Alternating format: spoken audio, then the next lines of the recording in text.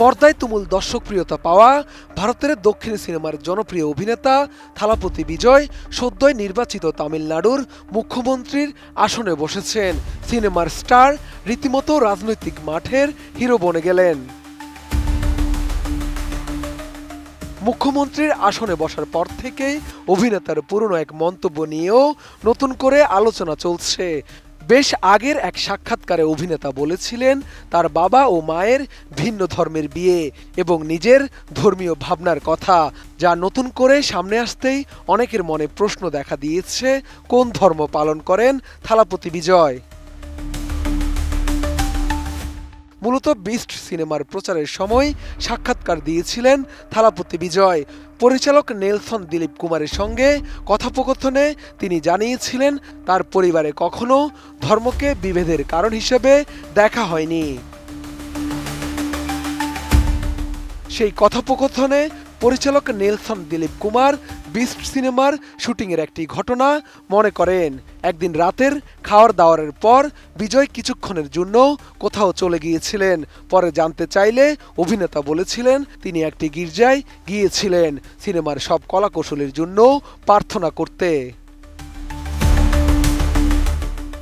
Nova LED TV, ঝকঝকে ছবি, নিখুঁত শব্দ, 5 বছরের ওয়ারেন্টি। নোভা মানি সঠিক মান, নিশ্চিত সেবা। নেলসনের কথার পরেই আধ্যাত্মিকতা নিয়ে নিজের মতামত জানান থালাপতি বিজয়। তিনি বলেন গির্জায় গেলে তিনি শান্তি পান, তবে মন্দির ও দরগাতেও গেছেন তিনি।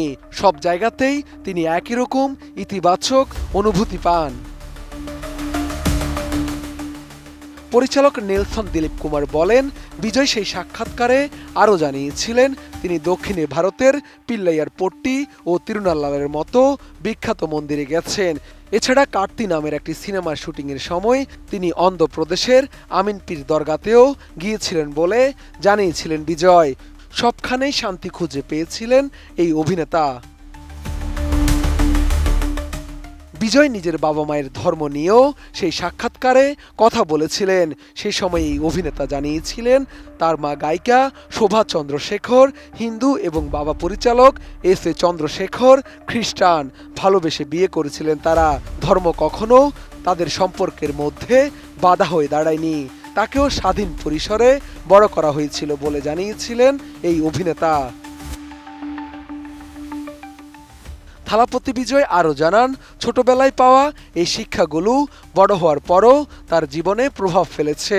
নিজের পরিবারেও তিনি একই দৃষ্টিভঙ্গি বজায় রাখার চেষ্টা করেছেন বলে জানান এই অভিনেতা। শাহাদাত রিফাত, ATN নিউজ, ঢাকা।